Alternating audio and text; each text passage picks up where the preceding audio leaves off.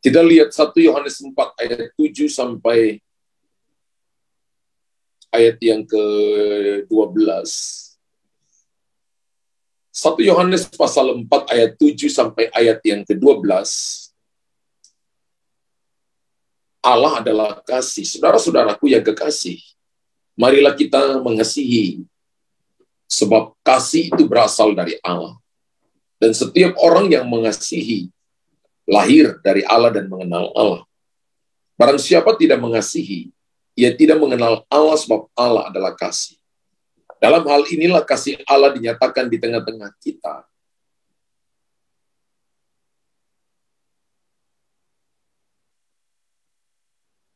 yaitu bahwa Allah telah mengutus anaknya yang tunggal ke dalam dunia, supaya kita hidup olehnya. Inilah kasih itu. Bukan kita yang telah mengasihi Allah, tapi Allah yang telah mengasihi kita, dan yang telah mengutus anaknya sebagai pendamaian bagi dosa-dosa kita. Saudara-saudaraku yang kekasih, jikalau Allah sedemikian mengasihi kita, maka haruslah kita juga saling mengasihi. Dan tidak ada seorang pun yang pernah melihat Allah jika kita saling mengasihi. Allah tetap di dalam kita, dan kasih-Nya sempurna di dalam kita. Amin. Dari 1 Yohanes pasal 4 ini, ayat 7 sampai ayat yang ke-21, kita belajar, terutama ayat yang ke-8, ayat yang ke-8 berkata, barang siapa tidak mengasihi, ia tidak mengenal Allah, sebab Allah adalah kasih. Firman Tuhan dengan jelas mengatakan bahwa Allah adalah kasih. Ketika Bapak Ibu dengarkan perkataan ini, maka sebenarnya untuk mengingatkan kita bahwa jika kita mencari kasih yang sempurna, maka hanya akan kita dapati di dalam Tuhan, dalam pribadi Tuhan Yesus. Ketika kita datang kepada firman-Nya, maka kita datang kepada kasih-Nya. Manusia memang memiliki kasih, tapi kasih manusia tidaklah sempurna. Kasih manusia selalu ada syaratnya. Tapi Bapak Ibu ingat bahwa kasih manusia juga bisa luntur, bisa hilang. Karena beberapa faktor. Kalau dia baik, maka saya baik dengan dia. Kalau dia mendukung saya, maka saya mengasihi dia. Tapi sebaliknya ketika dia tidak baik dengan saya, dia jahati saya juga akan tidak mengasihi dia atau menjahati dia. Kalau dia tidak mendukung saya juga tidak akan mendukung dia. Banyak orang yang membangun pola pikir, pemikirannya seperti ini.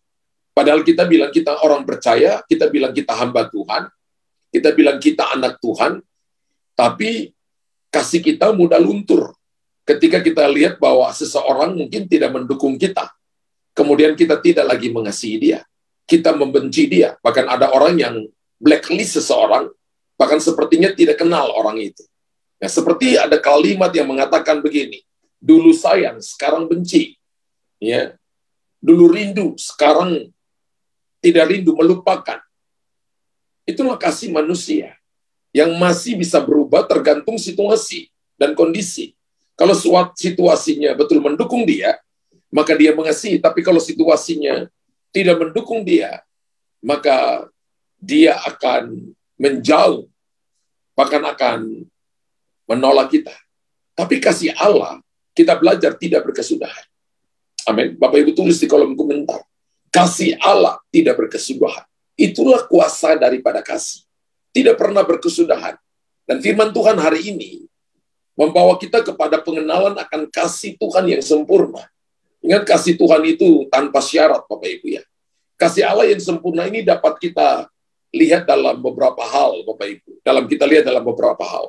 Yang pertama, kita lihat bahwa Tuhan itu menebus kita dari dosa. Ini kuasa kasih. Dalam Yohanes pasal 3 ayat yang ke-16. Karena begitu besar kasih Allah akan dunia ini, sehingga ia telah mengaruniakan anaknya yang tunggal, supaya setiap orang yang percaya kepadanya tidak binasa, melainkan beroleh hidup yang kekal. Kuasa kasih yang pertama adalah Tuhan menebus kita dari dosa, memberikan nyawa kepada kita. Kalau hari ini Bapak Ibu dan saya hidup, ini bukti dari kuasa kasih yang luar biasa. Nggak bisa dibayar dengan uang. Nggak bisa digantikan dengan kekuatan, dengan kedudukan kita. Nggak bisa digantikan dengan semua yang dunia tawarkan. Nggak bisa menggantikan kuasa kasih ini. Yaitu Yesus datang menebus kita dari dosa. Nah, kasih Tuhan yang terbesar dan tidak terbantahkan, itu adalah pengorbanannya di atas kayu salib. Tadi malam saya katakan itu adalah demonstrasi kasih terbesar yang pernah diperagakan di muka bumi ini. Adalah demonstrasi ketika Yesus naik ke atas kayu salib dan memberikan nyawanya kepada saudara. Itu adalah kuasa kasih. So, ketika Yesus disalibkan di sana, maka maut dikalahkan. Kuasa dosa dikalahkan. Kuasa sakit penyakit dikalahkan. Kuasa kelemahan pada manusia dikalahkan. Yesus tanggung semuanya itu di atas kayu salib.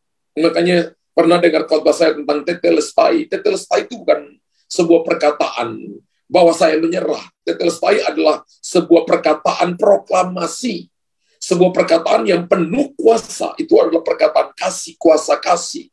Yang pernah diucapkan oleh seorang manusia yang bernama Yesus kepada orang percaya, kepada umatnya. Bahkan bukan cuma kepada orang percaya, kepada orang yang tidak percaya, yang pada waktu itu membunuh dia, menolak dia. Kuasa tetelestai itu dilepaskan kepada kita semua. Dan kita tahu bahwa Yesus adalah pencipta segala sesuatu.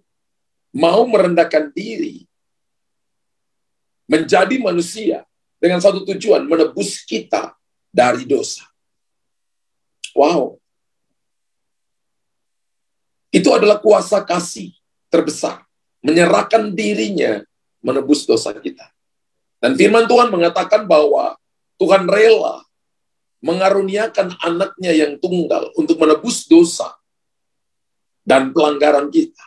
Ingat bahwa kasih Tuhan itu membuat dia rela menggantikan kita dihukum di atas Kalvari.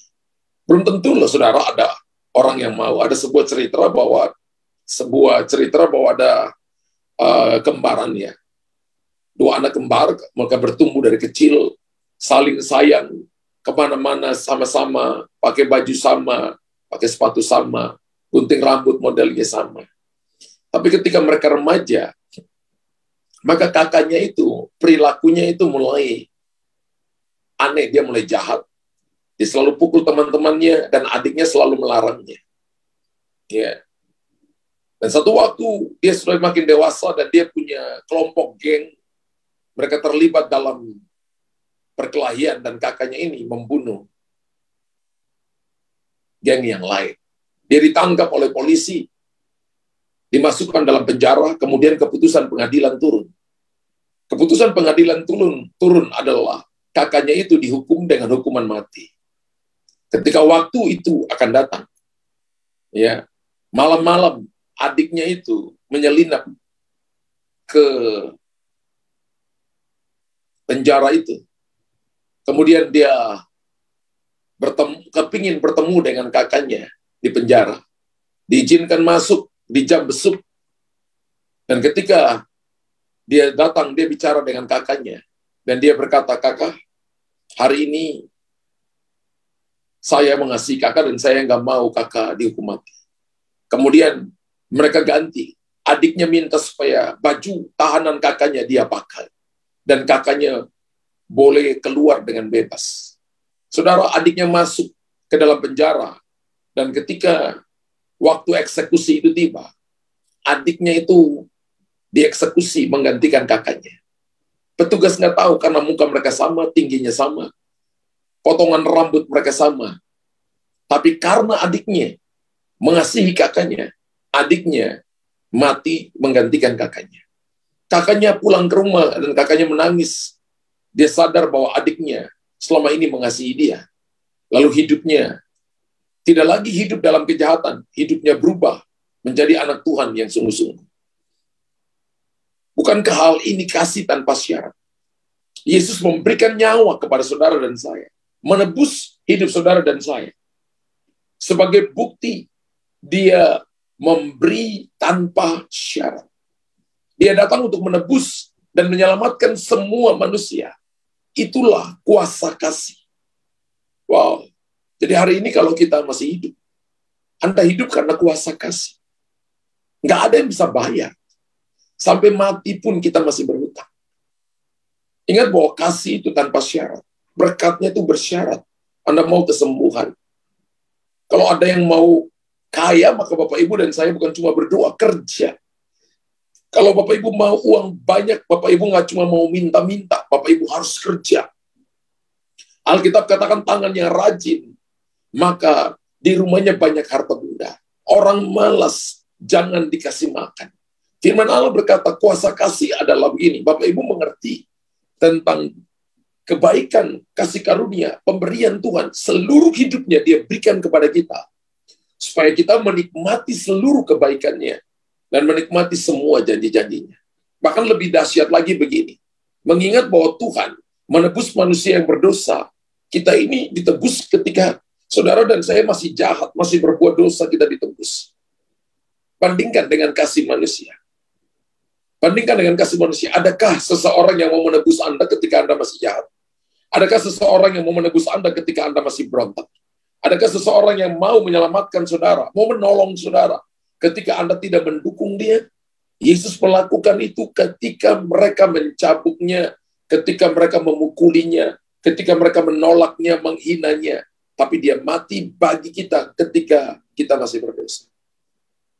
Saya percaya bahwa tidak ada orang yang mau berkorban bagi orang yang jahat. Kalau ada orang yang mau berkorban bagi orang yang jahat, kalau ada orang yang mau berkorban bagi mereka yang menolak dia, maka itu adalah kuasa kasih. Dan bentuk kasih yang sempurna inilah yang Yesus berikan kepada gerejanya, kepada saudara dan saya. Jadi hari ini kalau misalnya ada orang yang titip Bapak Ibu membalas itu dengan kasih. Kalau kita lihat Galatia pasal yang kelima, Alkitab katakan, kasih Allah itu sudah dicurahkan habis-habisan ke dalam hati kita. Jadi sebenarnya di sorga itu udah habis dicurahkan ke dalam hati kita ketika Bapak Ibu terima Yesus sebagai Tuhan dan Juru Selamat. Maka kasih itu penuh pada saudara. Kalau ada orang tempeleng saudara, dia butuh kasih 1 ton, Anda punya itu, berikan kepada dia. Dia butuh kasih 5 ton, Anda punya itu melalui Yesus, Anda bisa berikan kepada dia. Tapi hanya sebagian orang yang meresponinya, yang mempercayainya. Dan sebagian hidup dalam kebencian, sebagian hidup dalam iri hati, sebagian tidak menikmati kasih Tuhan. Berbahagialah orang yang percaya akan karya penebusan Tuhan di atas kayu salib. Itu adalah bentuk kuasa kasih. Sebab mereka akan beroleh hidup yang kekal. Amin. Setiap menit, setiap detik yang Bapak Ibu hidupi, itu adalah bentuk kesempatan yang Tuhan berikan kepada kita melalui kasih-Nya untuk apa? Kita berubah. Untuk kita semakin sungguh-sungguh mencari Tuhan. Untuk kita semakin datang dan mengasihi Dia. Keadaan saudara dan saya mungkin belum berubah, tapi ingat kasih-Nya tidak pernah berubah. Bapak Ibu tulis di kolom komentar, keadaanku mungkin belum berubah, tapi kasih Tuhan tidak pernah berubah bagi saya. Amin. Hal yang kedua yang kita belajar, kalau yang pertama tadi, kuasa kasih yang pertama adalah Tuhan menebus kita dari dosa. Yang kedua adalah Tuhan memelihara hidup kita. Wow. Bentuk dari kuasa kasih adalah Tuhan pelihara hidup kita. Kalau hari ini kita terpelihara, mungkin saudara dan saya punya kekayaan, kita berbeda. Ada orang yang dipercayakan begitu banyak, ada orang dipercayakan sedang, ada yang dipercayakan pas butuh, pas ada. Ya. Orang berkata, pas ekonomi saya pas-pasan. Pas saya butuh untuk bayar uang kuliah, ada. Saya butuh untuk makan, ada. Ada mungkin seperti itu. Tapi ingat baik-baik bahwa Tuhan masih ada memelihara hidup. Matius pasal 6 ayat 33 berkata, tapi carilah dahulu kerajaan Allah dan kebenarannya. Maka semuanya itu akan ditambahkan kepada. Alkitab mengajarkan kita ketika kita mencari kerajaan Allah dan kebenarannya. Kerajaan Allah adalah kerajaan kasih. Ketika Bapak Ibu mencari kuasa kasih, maka semuanya akan ditambahkan kepada. Ketika hatimu rindu berdoa, hatimu rindu cari Tuhan dalam ibadah, Hatimu rindu untuk mengasihi orang lain. Anda datang kepada Tuhan bukan karena Anda mau sesuatu, tapi Anda datang kepada Tuhan karena Anda mengasihi Tuhan. Maka Alkitab katakan, maka akan ditambahkan kepada saudara. Apa yang ditambahkan? Saudara dan saya kepingin ditambahkan secara materi, kepingin ditambahkan secara kesehatan, kepingin maka semuanya itu akan ditambahkan kepada. Bapak Ibu jangan cari yang ditambahkan lebih dulu. Kita bisa lupa kerajaan kasih. Kita bisa lupa kerajaan Allah dan kebenaran.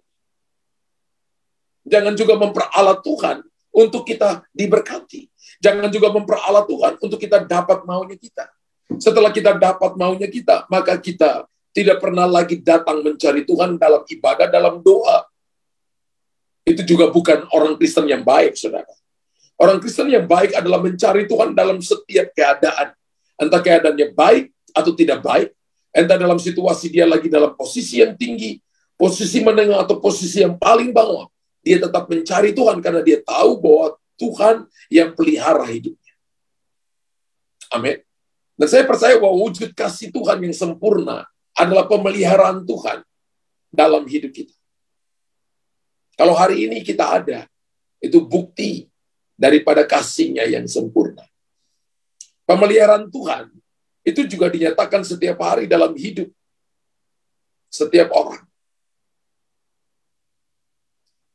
Satu waktu saya ketemu dengan seorang anak muda, tapi cinta Tuhan sungguh-sungguh. Dan saya lihat ketika dia nyetir mobil antarin saya, mulutnya terus komat kamit, dan saya dengar dia lagi berbahasa roh, atau dia nyanyi, atau ajak saya ngomong, tanya firman Tuhan. Sepanjang jalan itu, sampai dia antar, sampai pulang, saya lihat anaknya mulut tetap ngomong, tetap memuji Tuhan, tetap menyembah Tuhan. Lalu saya tanya, kenapa kamu terus menyembah Tuhan? Dia katakan, pastor, saya hari ini, dalam 3 bulan ini, ada masalah di dalam pekerjaan saya, dalam bisnis saya. Dan orang tua saya katakan, mendingan kamu lepasin. Ini nggak akan bawa sebuah kebaikan untuk kamu. Mendingan kamu cari kerjaan yang lain. Kamu lepasin kerjaan ini, kamu cari yang lain. Saya dengarkan begitu banyak nasihat, tapi saya mau cari Tuhan. Saya mau bersyukur. Saya tanya, kenapa kamu nggak ikut nasihat orang tua? Dia katakan, di kantor saya, hampir mungkin 30 sampai 40 ada karyawan. Kalau saya lepaskan perusahaan ini, saya kasihan loh sama anak-anak pegawai-pegawai saya. Mereka punya keluarga, mereka makan apa? Kalau Tuhan masih pelihara saya, maka sebagai perpanjangan tangan Tuhan, saya juga harus pelihara mereka sebagai perpanjangan tangan Tuhan. Karena itu saya berdoa setiap hari, bukan cuma waktu ada pastor, tapi waktu tidak ada pastor pun, saya tetap menyembah, tetap memuji Tuhan. Karena saya tahu, dalam situasi yang nggak enak ini, Tuhan tetap pelihara saya. Saya masih bisa nyetir mobil, tapi saya nggak tahu, mungkin pegawai-pegawai saya sedang nangis. Pemeliharaan yang Tuhan nyatakan setiap hari dalam hidup setiap orang, itu bukti bahwa Dia tidak pernah meninggalkan kita. 2 atau 3 tahun kemudian, ketika saya ketemu anak muda ini, saya tanya, kamu udah lepasin bisnisnya? Dia katakan, justru Tuhan tolong saya. Dengan cara yang sangat ajaib. Ketika dia antarin saya, ketika saya tanya itu, dia masih tetap yang sama. Masih tetap menyembah Tuhan. Masih tetap memuji Tuhan. Antar pulang, masih tetap seperti itu. Ketika makan, dia yang doa. Biasanya kalau dengan pendeta, dia bilang, Pak Pendeta yang doa, ini dia yang doa. Saya tanya, kamu masih punya masalah? Dia katakan, hari ini saya diberkati, Pastor. Dan Roh Kudus berkata begini, orang ini hidup karena dia mengerti tentang kuasa kasih, tentang pemeliharaan Tuhan atas hidupnya. Bukan cuma waktu dia dalam keadaan sulit dalam hal keuangan, dalam pekerjaan. Tapi ketika dia diberkati Tuhan pun, dia tahu ini semua pemeliharaan Tuhan. Dan Bapak Ibu tahu bahwa manusia adalah makhluk yang lemah. Kita semua perlu Tuhan dalam hidup kita. Kita semua perlu Tuhan dalam hidup ini. Bapak Ibu tulis di kolom komentar. Kita semua perlu Tuhan dalam hidup ini. Kita semua perlu kuasa kasih. Karena saya percaya bahwa tanpa Tuhan kita tidak dapat berbuat apa-apa. Betul Bapak Ibu? Benar? Bahkan untuk sekedar bernafas pun kita tidak akan mampu, kita tidak akan dapat kalau tanpa Tuhan. Namun kalau hari ini kita bisa bernafas, kalau hari ini kita diberkati, mungkin Bapak Ibu dan saya tidak makan makanan yang mewah, tidak punya uang yang banyak, tidak punya rumah yang mewah seperti orang-orang lain, tapi Bapak Ibu masih bisa tidur dengan nyenyak. Bapak Ibu masih punya suami yang mengasihimu, istri yang mengasihimu, orang tua yang mengasihi anak-anak. Bahkan lebih hebat lagi, Tuhan begitu mengasihi kita. Dan Dia sediakan segala sesuatu bagi kita. Wow, Mazmur 133 ayat 1-3 berkata, sungguh alangkah baik dan indahnya apabila kamu hidup rukun bersama. Tuhan merindukan itu kita hidup rukun bersama. Seperti minyak yang baik di kepala meleleh ke janggut Harun. Seperti embun gunung Hermon yang mengalir ke atas bukit-bukit Sion. Kesanalah Tuhan perintahkan berkat kehidupan untuk selama-lamanya. Bapak Ibu ingat, jangan lupa tentang pemeliharaan Tuhan. Hari ini apapun masalah saudara, ingat bahwa kasih, kuasa kasih, pemeliharaan Tuhan itu sungguh real, sungguh nyata dalam hidup saudara. Amin. Tuhan begitu mengasihi kita, dan Dia sediakan segala sesuatu bagi kita. Kalau untuk sekedar bernafas pun Bapak Ibu gak sanggup tanpa Tuhan, karena Dia sediakan segala sesuatu kepada kita. Bahkan udara yang kita hirup setiap saat adalah pemberian Tuhan tanpa syarat dan tanpa batas kepada kita. Kalau Bapak Ibu sesak nafas, Bapak Ibu masuk ke rumah sakit, satu tabung itu, ya mungkin kita bisa, harganya 500, 600, atau 700 ribu satu tabung. Kita bisa pakai 5-6 jam. Itu ada batasnya. Dan Bapak Ibu harus keluarkan uang untuk dapat pertolongan dari O2 itu. Tapi ingat kasih Tuhan yang tanpa batas itu memberikan kepada kita oksigen. Yang tanpa batas, tanpa syarat, tanpa kita bayar. Sinar matahari yang nanti sebentar ini lagi akan terbit di Indonesia Timur, sudah terbit. Itu pemberian Tuhan tanpa syarat. Membuat manusia dapat hidup dengan nyaman ketika manusia menerima matahari, menolong manusia, menolong terjadinya tumbuh-tumbuhan, terjadinya fotosintesis. Itu kuasa kasih. Bapak Ibu coba bayangkan ya, bila Tuhan berhenti memberikan udara untuk kita bernafas. Coba bayangkan, saya coba bayangkan, coba matahari matahari berhenti bersinar, maka sudah dapat dipastikan kehidupan hari ini akan berakhir. Pasti saudara. Segala yang kita butuhkan sebagai manusia yang lemah ini adalah pemberian Tuhan. Dan saya katakan itu adalah kuasa kasih. Sehingga Bapak Ibu jangan pernah lupa ketika Bapak Ibu diberkati. Ketika Bapak Ibu dipromosi, jangan pernah lupa bahwa kita manusia yang lemah tanpa kuasa kasih. Maka Bapak Ibu nggak bisa apa-apa. Jangan lupa untuk menyembah Tuhan. Jangan lupa untuk memuji Tuhan. Itu bukti Bapak Ibu menghargai bahwa Tuhan memberikan kepada kita kasih yang sempurna. Dia mengasihi kita, sehingga Dia memelihara kita dengan begitu rupa, supaya saudara dan saya bisa memuliakan namanya, menceritakan kebaikannya kepada semua orang, supaya mereka yang tadinya berdosa, yang tadinya jahat, yang tidak tahu arah tujuan hidup, bisa kembali menerima Yesus sebagai Tuhan dan Juru Selamat, diselamatkan, dan nama mereka tercatat dalam kitab kehidupan di surga. Saya mau ajak Bapak Ibu sadari bahwa tanpa pemeliharaan Tuhan, ingat kuasa kasih adalah pemeliharaan Tuhan, maka kita tidak akan pernah sanggup menjalani hidup ini. Karena itu harus bersyukurlah atas segala nikmat, segala anugerah yang Tuhan berikan kepada kita. Amin. Pemeliharaan Tuhan selalu nyata. Maka sudah seharusnya kita menjalani hidup dalam ketaatan. Bapak Ibu tulis di kolom komentar, pemeliharaan Tuhan buat saya selalu nyata. Maka sudah seharusnya saya menjalani hidup dalam ketaatan. Ketaatan dalam hal apa? Ketaatan dalam ibadah, dalam mengembalikan milik Tuhan, yaitu perpuluhan.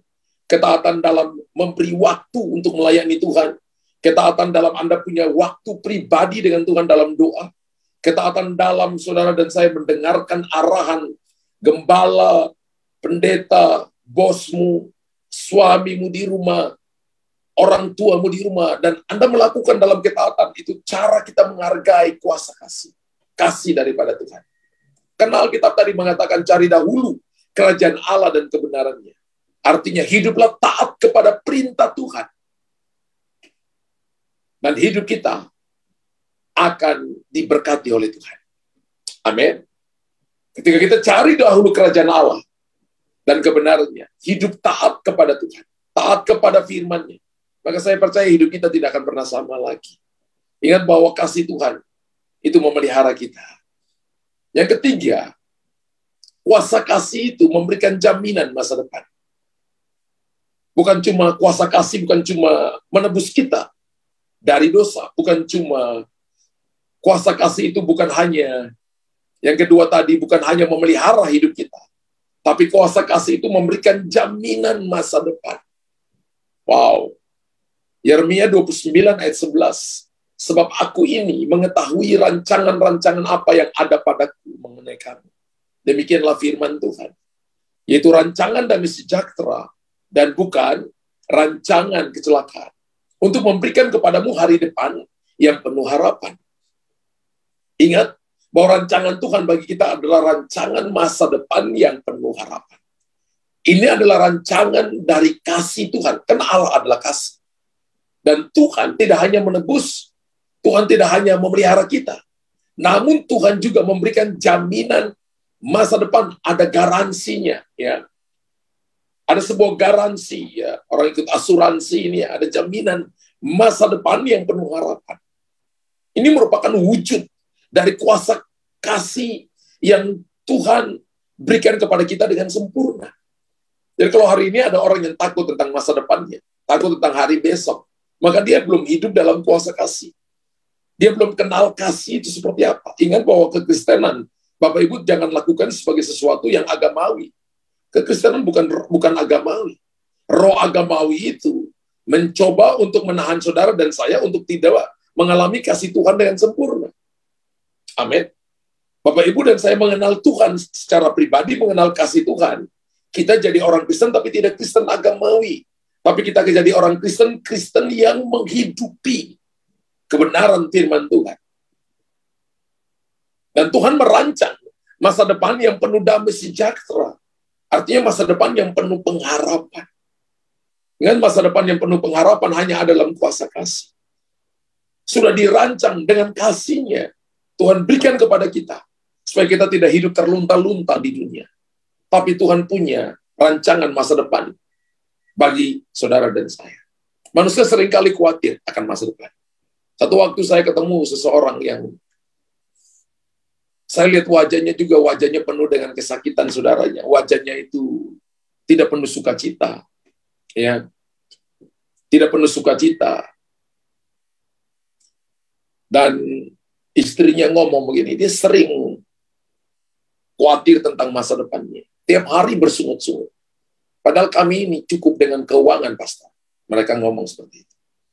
Saya tanya kenapa? Lalu dia katakan begini, saya kepingin, misalnya dia katakan saya kepingin supaya uang saya sekian puluh miliar atau sekian ratus miliar, tapi nggak dapat-dapat.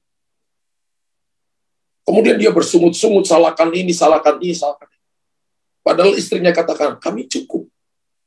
Tuhan berkati kami cukup. Tapi suami saya selalu menuntut, selalu maksa untuk dapat sesuatu yang belum waktunya.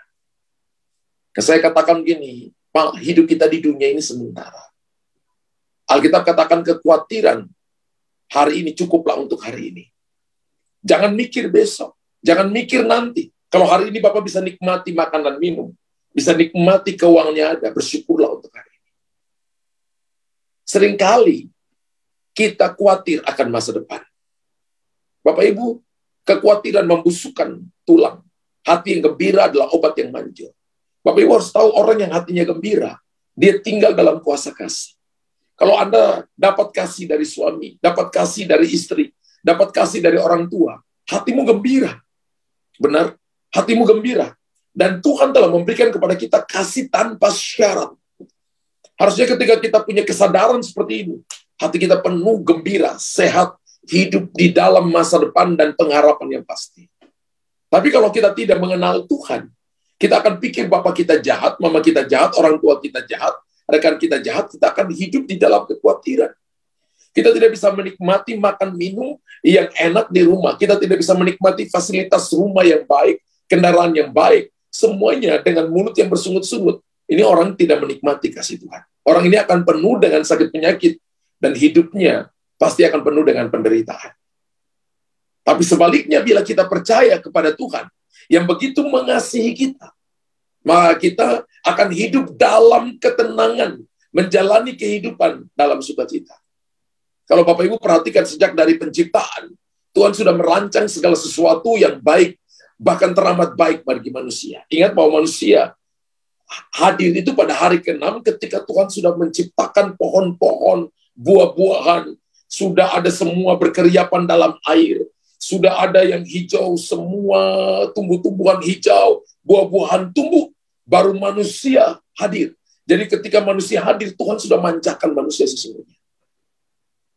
Jadi sebenarnya sebelum Bapak Ibu hadir di muka bumi ini, Tuhan sudah siapkan segala yang terbaik untuk kita.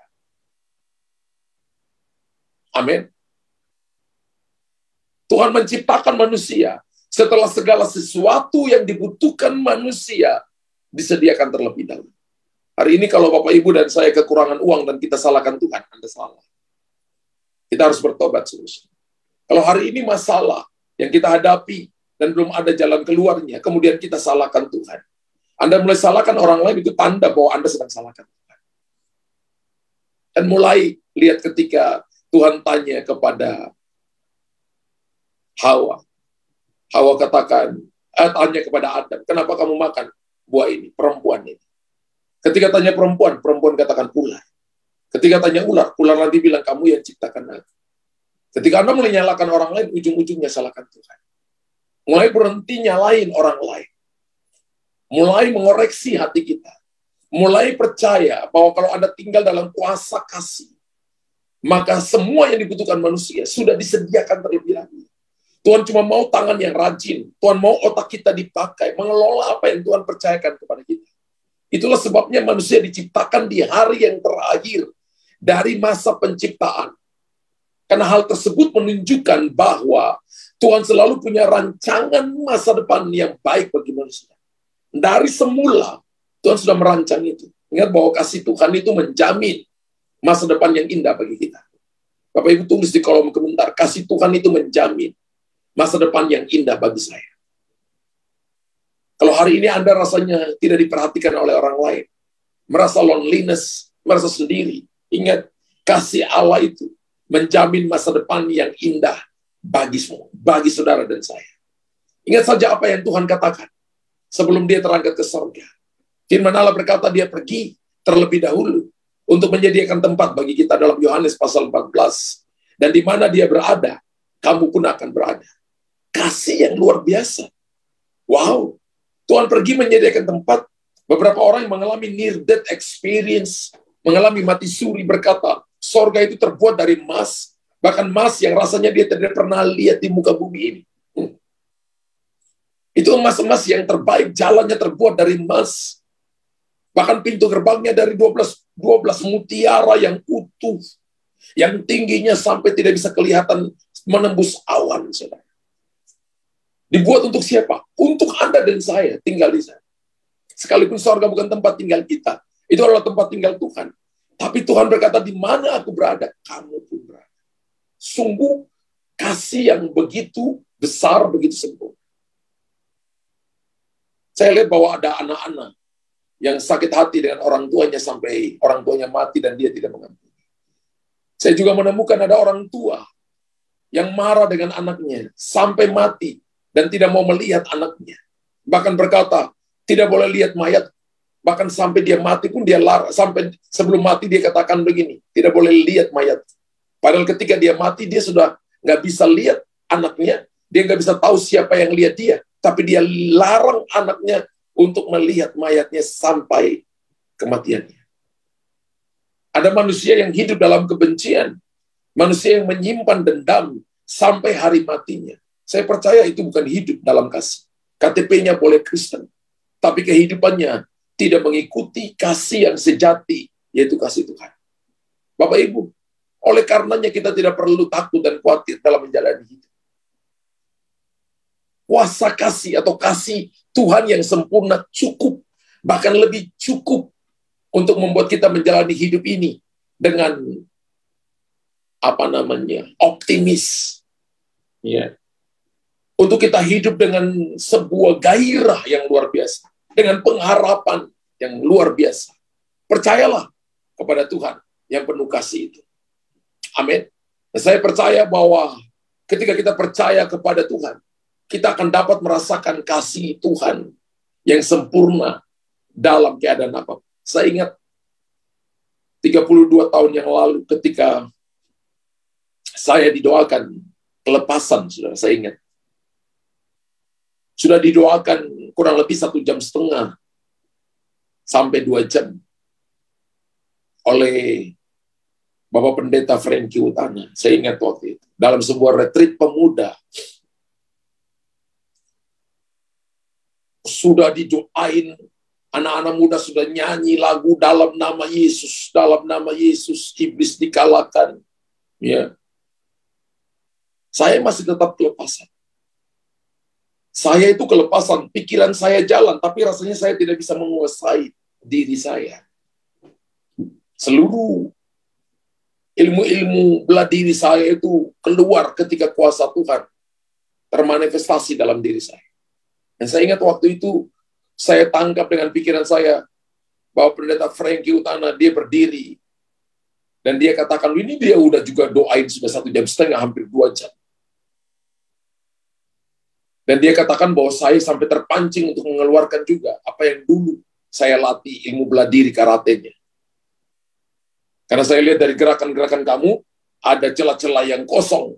Saya mau pakai ilmu bela diri saya juga. Tapi Tuhan tawan hati saya. Kemudian Roh Kudus gerakan hati saya untuk datang dan peluk kamu dan lepaskan hati Bapa. Kasih Tuhan. Saya ingat waktu itu. Ketika beliau datang dan beliau peluk saya dan dikatakan, hari ini aku lepaskan kasih Tuhan kepada Luther. Hati Bapa kepada Luther. Tiba-tiba saja saya dijamah Tuhan. Dan saya dibebaskan seketika itu juga. Bapak Ibu harus tahu, kasih Allah itu mengalahkan maut. Kalau ada orang yang kejam dengan Anda, suami yang kejam, teman yang kejam, kalau ada orang membenci Anda, kasihi dia. Maka ingat, maut aja dikalahkan oleh kasih Tuhan. Apalagi cuma kebencian. Kuasa kasih itu wow. Itu adalah pribadi Yesus. Karena Alkitab berkata 1 Yohanes 4 ayat yang ke-8. Allah adalah kasih. Ketika Anda mengasihi orang membencimu, ketika Anda mengasihi orang yang menjahati Anda, maka Anda sedang mendemonstrasikan kuasa terbesar. Kuasa terbesar bagi saya bukan orang mati bangkit. Kuasa terbesar bukan orang lumpuh berjalan. Kuasa terbesar adalah ketika Anda bisa mengasihi orang-orang yang membencimu. Bisa mengampuni orang yang memperlakukanmu dengan salah. Bisa mengampuni orang yang mungkin tidak cocok dengan Anda, tapi Anda bisa menerima kembali. Maka itu adalah bentuk kuasa kasih terbesar. Sebab saya percaya kuasa kasih Allah telah nyata. Tuhan menebus kita, memelihara kita, menjamin masa depan kita. Itu adalah bentuk daripada kuasa kasih-Nya. Kita kurang apa? Kita kurang percaya kepada Dia. Kita kurang bersyukur. Kita kurang mengasihi Dia. Hari ini, mari kasihi Dia. Sorga telah melakukan segala cara supaya kita bisa menikmati segala yang terbaik daripadanya. Tuhan memberkati Bapak Ibu. Yang percaya dan diberkati Tuhan, mari tulis di kolom komentar, saya sungguh amat mengasihi Tuhan. Puji Tuhan. Bapa di sorga, terima kasih untuk pagi ini. Kami telah menerima firman, menerima kuasa kasih. Hamba berdoa, melepaskan kuasa kasih-Mu kepada umat. Kalau hari ini mereka benar-benar tidak mengalaminya, pagi ini biarlah mereka mengalami kasih Tuhan. Kalau ada orang membenci mereka, mereka mengasihi. Kalau ada orang yang memperlakukan mereka dengan tidak adil, mereka mengasihi. Kuasa kasih Tuhan turun bagi mereka. Karena Tuhan telah menebus kami dari dosa. Bahwa Engkau telah memelihara kami. Engkau menjamin masa depan kami. Maka kami tidak perlu takut. Tugas kami adalah mengasihi Tuhan dengan sungguh-sungguh. Tugas kami adalah mencintaimu dengan sungguh-sungguh. Tugas kami adalah selalu merindukan Tuhan. Lebih daripada pengawal mengharapkan pagi. Hamba berdoa, kebaikanmu turun bagi umatmu. Kekuatan engkau berikan kepada mereka. Dalam nama Yesus. Berdoa kepada